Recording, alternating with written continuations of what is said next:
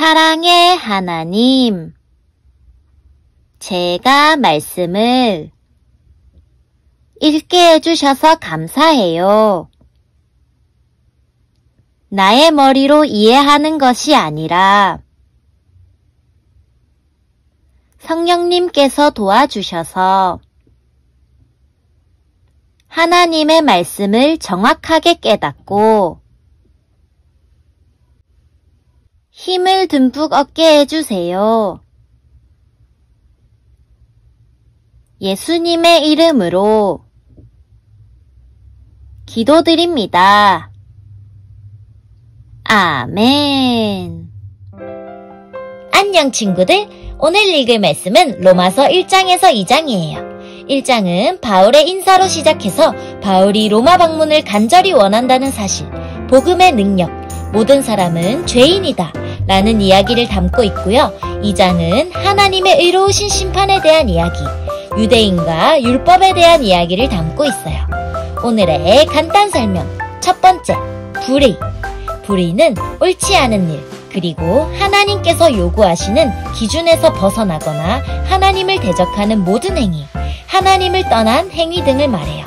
죄의 또 다른 표현으로 이해할 수 있어요. 두 번째, 불멸. 불멸은 멸망하지 않음, 영원히 죽지 않음, 영원히 없어지지 않음, 영생의 상태를 말해요. 우리 하나님은 영원 불멸하신 분이에요. 그리고 이 세상의 마지막 날 부활하게 될 성도의 몸 또한 영원 불멸해요. 세 번째, 만물. 만물은 세상에 존재하는 모든 것이에요. 하나님께서 창조하신 모든 피조물, 하나님의 다스림 안에 있는 온 우주를 말해요. 하나님께서 이 세상을 만드셨기 때문에 우리는 하나님을 창조주라고 부르고 하나님께로부터 만들어진 우리는 피조물이라고 해요. 그럼 말씀 속으로 출발!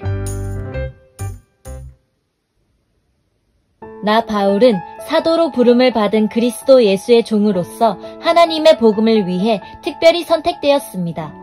이 복음은 하나님께서 오래전에 예언자들을 통해 성경에 약속하신 그리스도 예수에 대한 소식입니다. 하나님의 아들이신 그분은 인간의 족보로는 다윗의 후손으로 태어나셨습니다. 그러나 성결하게 하는 영으로는 죽은 자들 가운데서 부활하심으로써 능력 있는 하나님의 아들로 선언되셨습니다. 이분이 바로 우리 주 예수 그리스도이십니다. 그분을 통해 우리는 은혜와 사도의 직분을 얻었습니다. 우리가 해야 할 일은 모든 이방인들을 불러 주 예수 그리스도의 이름을 믿고 순종하게 하는 것입니다. 여러분도 그들과 함께 부르심을 받아 예수 그리스도의 사람이 되었습니다.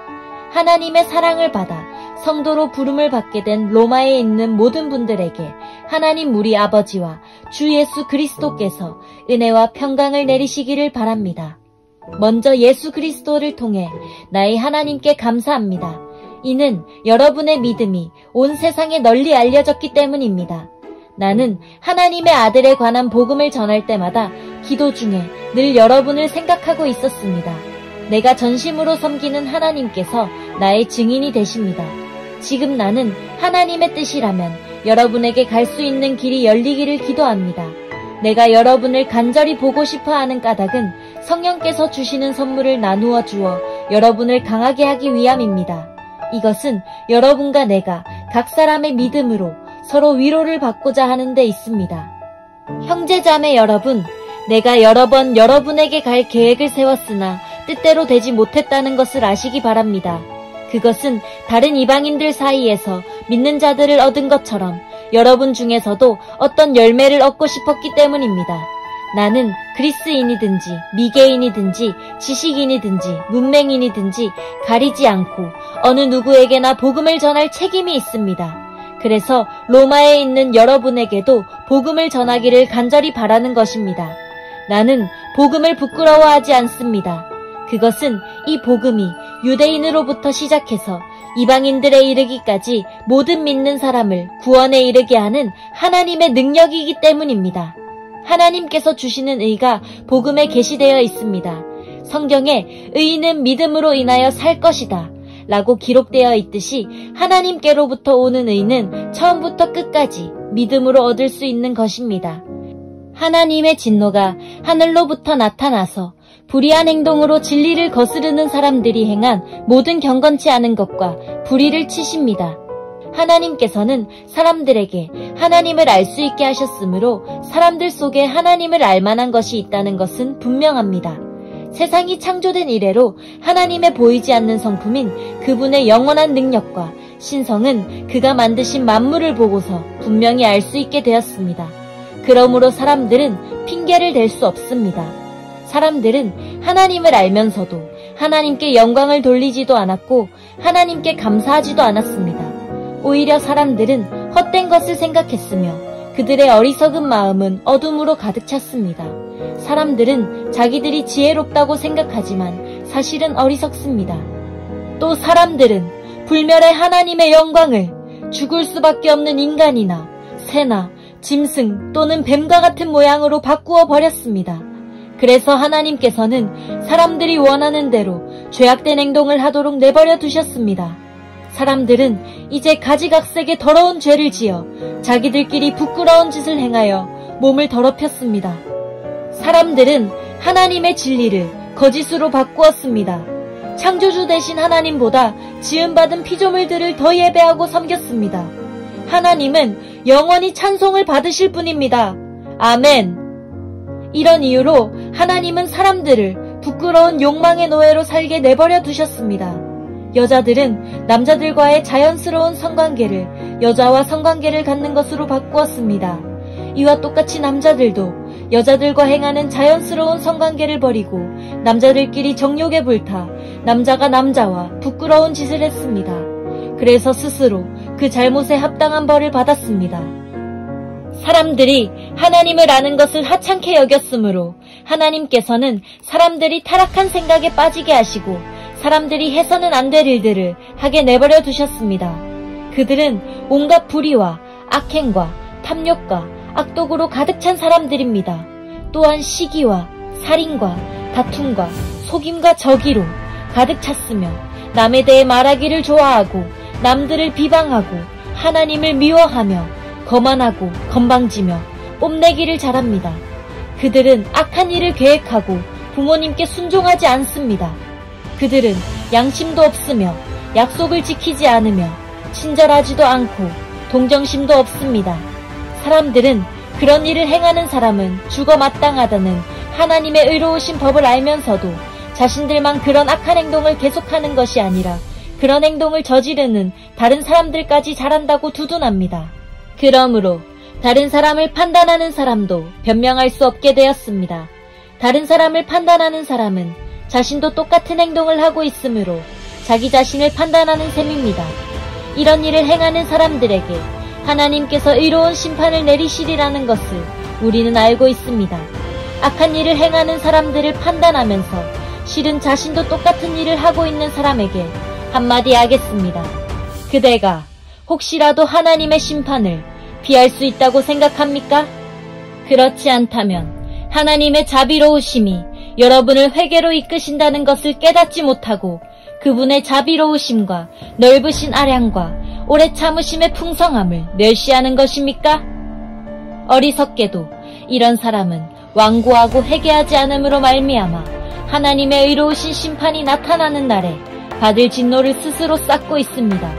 하나님께서는 각 사람이 행한 그대로 갚아주실 것입니다. 인내로써 선한 일을 행하며 영광과 존귀와 영원한 것을 구하는 사람들에게는 하나님께서 영생을 주실 것입니다. 그러나 이기적인 욕심만 가득하여 진리를 거스르고 옳지 않은 것을 따르는 사람에게는 하나님께서 진노와 화를 내리실 것입니다. 악한 일을 행하는 모든 사람에게 환난과 고통이 있을 것입니다. 유대인으로부터 시작해서 이방인들에 이르기까지 그러할 것입니다.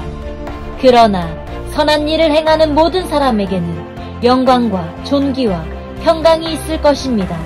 유대인으로부터 시작해서 이방인들에 이르기까지 그러할 것입니다. 그것은 하나님께서 모든 사람을 차별하지 않으시기 때문입니다. 율법을 모르는 사람들이 죄를 지으면 율법과 상관없이 망할 것이요 율법을 아는 사람들이 죄를 지으면 율법에 따라 심판을 받을 것입니다. 그것은 하나님 앞에서는 율법을 듣는 사람이 의로운 사람이 아니라 오직 율법을 행하는 사람이라야 의롭다고 인정받기 때문입니다. 이런 까닭에 율법을 가지고 있지 않은 이방인들이 본성에 따라서 율법이 요구하는 대로 행하였다면 그 사람은 율법을 가지고 있지 않지만 자신이 자기에게 율법이 되는 것입니다.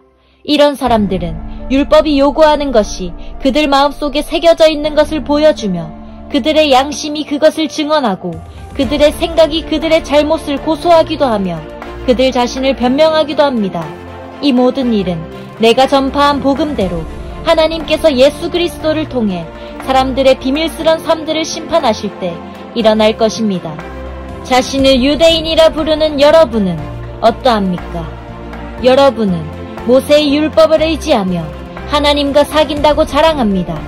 여러분은 하나님의 뜻이 무엇인지도 알며 율법을 배웠기 때문에 무엇이 옳은지도 분별할 수 있습니다. 여러분은 스스로가 앞 못 보는 사람의 인도자요 어둠 속에 있는 사람의 빛이라고 확신하고 있습니다. 또 율법에서 지식과 진리의 근본을 터득했다고 하면서 여러분 자신을 어리석은 사람의 교사요 어린아이의 선생이라고 생각합니다.